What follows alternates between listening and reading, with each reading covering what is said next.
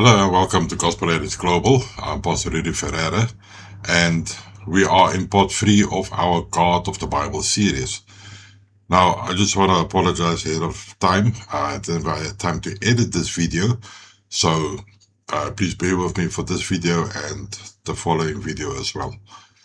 So just before we continue, let me just go over our theme verse, which is in Matthew 28, verse 19. It said, "Go, therefore, and make disciples of all nations, baptizing them in the name of the Father, the Son, and the Holy Spirit." So today in part 3, we're going to be looking at the person of the Son. To understand the biblical doctrine of Jesus Christ, we have to look at a narrative that spans eternity. Scriptural doctrine doesn't view Jesus simply as a great teacher or a historical figure, but as an eternal creator, a savior, and a reigning king. On the other hand, Jesus himself is a person in the Godhead, and he himself is just as much God as what the Father and the Holy Spirit is God. Then why does the Bible refer to Jesus as the Son? To simplify this, think of what Jesus came to do.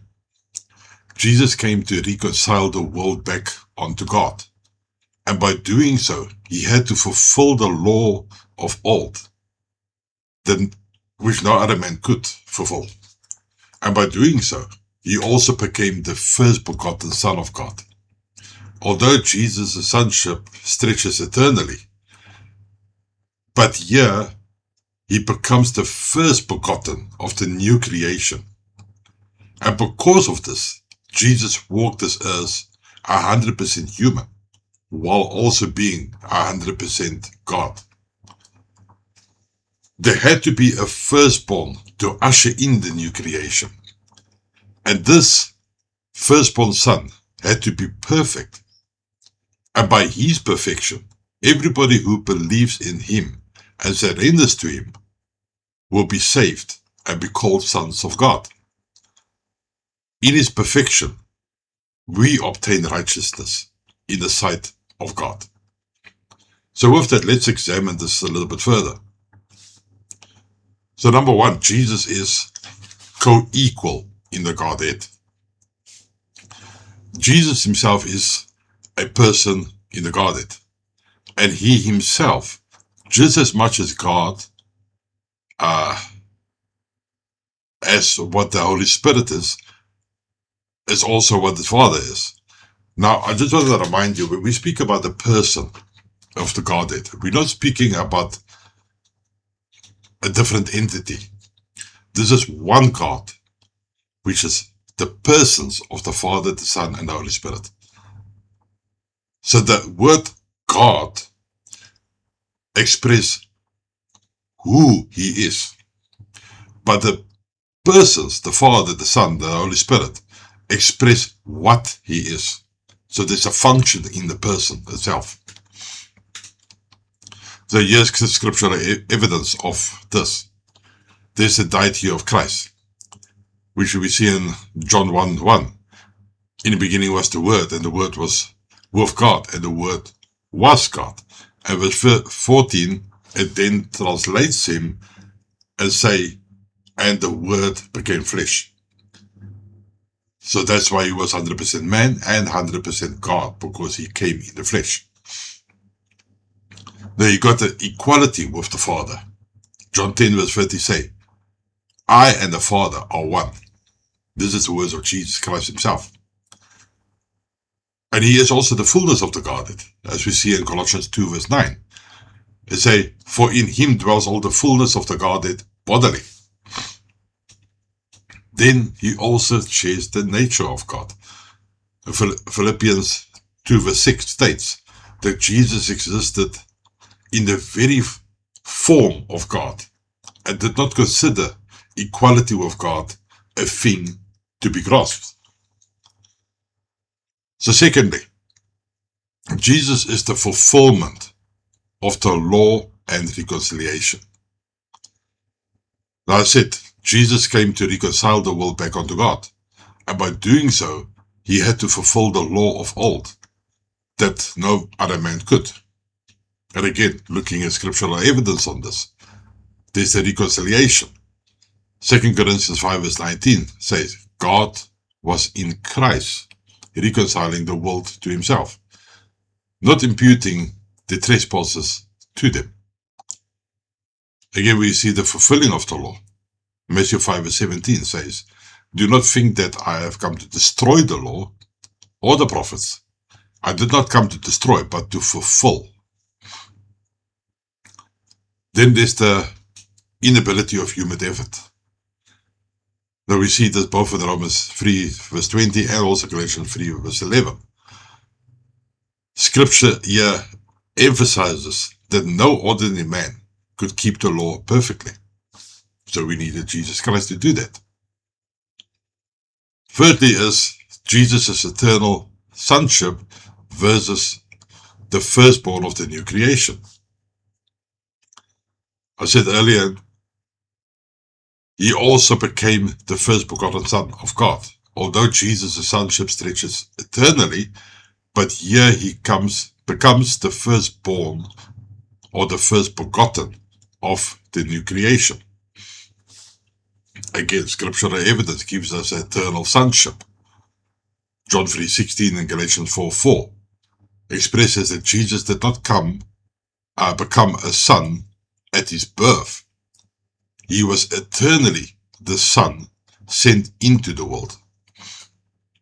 And then it comes to the firstborn, or the Greek word over here is prototokos. Colossians 1 verse 15 calls him the firstborn over all creation. And Colossians 1 verse 18 calls him the firstborn of the dead. But here's the meaning of prototokos.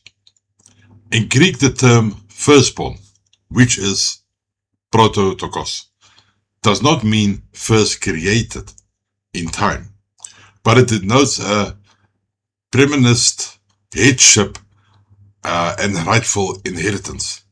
Therefore, we must distinguish between Jesus' eternal nature as God and his historical role as the head who ushers in the new creation. Now you can see that both in 2 Corinthians 5 verse 17 and also Revelations 21 verse 5. Number 4 is Jesus' dual nature. Again, I mentioned that earlier. Jesus walked as 100% human while also being 100% God. Again, looking at scriptural evidence. There's true humanity. Jesus grew weary. John 4 verse 6. He wept. John 11:35. He suffered and he died. And Hebrews 2 verse 14 states, he took on flesh and blood. Then there's the true divinity. He accepted worship in Matthew 14 verse 33. He forgave sins in Mark 2 verses 5 to 7. And he commanded authority over creation in Mark 4 verse 39. And then there is the mediation. 1 Timothy 2 verse 5 say, for there is one God and one mediator between God and man, and the man Jesus Christ. Notice how this verse explicitly called Jesus the mediator, the man, Christ Jesus, and not the Son, because only a perfect man could fulfill the law and reconcile other men back unto God. Now, if Jesus was to do this as a divine being, or as a God, then it wouldn't have served justice. So he had to be the man, Christ Jesus. Number 5 is imputed righteousness and believers as sons of God. Earlier I mentioned, and by his perfection, everyone who believes in him and surrenders to him will be saved, and they will be called sons of God. In his perfection, we obtain righteousness in the sight of God. Scriptural evidence points again to the imputed righteousness. 2 Corinthians 5 verse 21 say, "For he made him who knew no sin to be sin for us, that we might become the righteousness of God." That also brings us to the adoption into God's family. We see that in John 1 verse 12. It says, "But as many as received him, to them he gave the right to become children of God, and to those who believed in his name." That brings us to being joint heirs with Christ. Romans 8 verse 16 to 17 say, "The Spirit himself bear witness with our spirit that we are children of God. And if children, then heirs, and heirs of God, and joint heirs with Christ." The Bible establishes that God is one in Deuteronomy 6 verse 4. Yet exists eternally in three distinct persons: the Father, the Son, and the Holy Spirit. The person of the Son is not a creation of God, but is eternally coexistent and equal with the Father. The New Testament writers go to great lengths to explain that if you want to know what the invincible God looks like, you simply look at Jesus. He is not a mere reflection, like a portrait. He is the exact visual and spiritual manifestation of God's essence. The incarnation is the historical moment where the eternal Son took on human flesh. During his earthly ministry, Jesus lived fully man, yet he never stopped being fully God as well. Now, after his crucifixion and the physical resurrection, Jesus ascended back into heaven, as Scripture describes him as being seated at the right hand of God, a term that doesn't denote a literal or physical chair to the right of a geographical front, but rather a position of supreme authority, power, and victory. The book of Revelation is not just a roadmap of future events. Its literal title, The Revelation of Jesus Christ. It puts back the curtain to show Jesus not as the humble, suffering servant of the gospel, but as the triumphant, cosmic judge of the world and being a king. Now, Jesus' relationship with the church is not merely institutional or historical. It is profoundly organic, intimate, and supernatural.